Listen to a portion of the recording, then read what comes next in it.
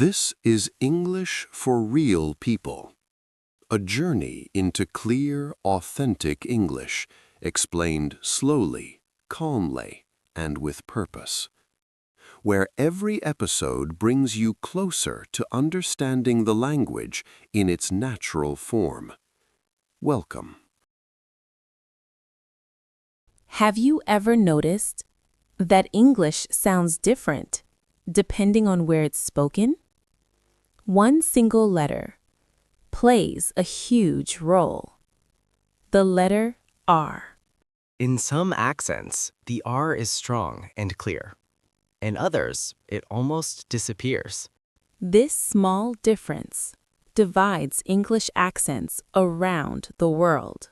In this video, you'll discover why the letter R matters and how it shapes the way English is spoken. Let's explore it together.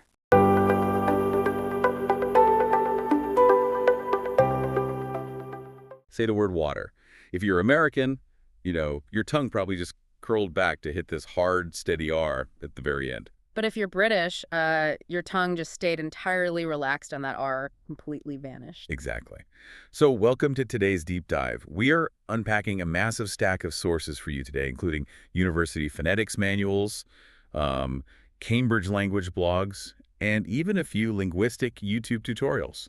Right, and our mission today is basically to decode the single biggest phonetic divide between American and British English. The letter R. Understanding what this one little letter is doing in the mouth is, it's really the ultimate shortcut to decoding global accents. It's fascinating because it's entirely about physical mechanics. Linguists classify accents as either rhotic or non-rhotic. I like to think of it like an analogy. The American R is like this steady drum beat. It's just always there. But the British R is more like a shape-shifting ghost, right? That's a great way to put it. General American English is rhotic. So that means the tongue acts as a physical roadblock. It actively constricts the airflow to sound out the R. Okay, and the British accent? Received pronunciation, which is standard British English, is non-rhotic. They just remove that roadblock entirely. In British English, if an R comes directly after a vowel and before a consonant, think of words like park or, network or Thursday, the R is completely silent. Wow, okay. And the exact same rule applies at the very end of a word, like mother. See, this is where the mechanics kind of trip me up. If you just delete a consonant from the middle of a word like park, Yeah. shouldn't the word mathematically take less time to say? You would totally think so, yeah. Because it feels like there should be this awkward, clipped beat right where that physical roadblock used to be.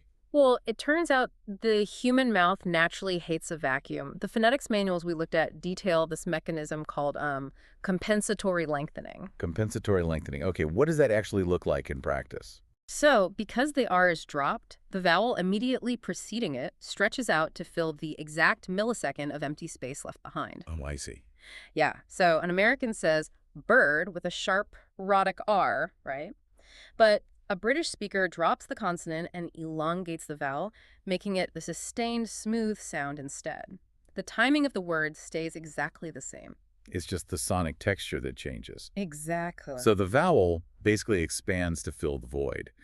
But the mouth also seems to really hate a traffic jam of vowels, which explains this linking R exception we found in the Cambridge language blogs. Yes, the linking R is a great phonetic trap. Just when you think the rule is simple, things get complicated. Right, so the R at the end of a British word isn't permanently dead. No, not always. If a British speaker says the number 4, it is completely non-rhotic. But if they say 4 apples, suddenly the R just snaps back into existence. Wait, really? It just reappears out of nowhere? Yeah, it acts as a phonetic bridge. If a non-erotic word ending in R is immediately followed by a word starting with a vowel, the R is resurrected to prevent those two vowel sounds from awkwardly clashing. So it literally sounds like 4 apples. Precisely. It ensures a smooth, continuous flow of speech rather than a weird stutter step. That fluid adaptation is really the perfect bridge to how these accents actually spread around the globe, because this isn't just a simple geographic line drawn down the middle of the Atlantic Ocean. Right. The sources make it clear this goes beyond U.S. versus U.K. Scottish and Irish accents, for example, they hit the R incredibly hard in words like heather, yet they are right next door to England. And meanwhile, you have accents in South Africa, New Zealand, and even like the American South and East Coast that actually dropped the R, so like standard British English? It all comes down to history, specifically wealth and trade routes. Standard British English wasn't actually non-rhotic until the late 18th century. I had no idea it was that recent. Yeah. Wealthy elites in southern England just started dropping their R's as a status symbol.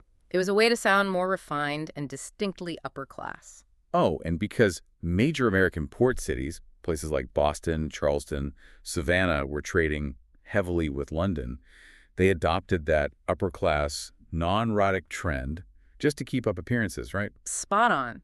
The coastal elites in America wanted to mimic the British elites, but inland Americans and the Scottish and Irish immigrants who were largely separated from London high society, they kept their hard, rhotic R's. That is wild. So when you look at regional pronunciation rules today, you are essentially looking at fossilized trade routes. You really are. It maps out centuries of history right in front of you. So the next time you, the listener, are trying to place an accent or honestly just listening to people in a crowded room, pay attention to the letter R.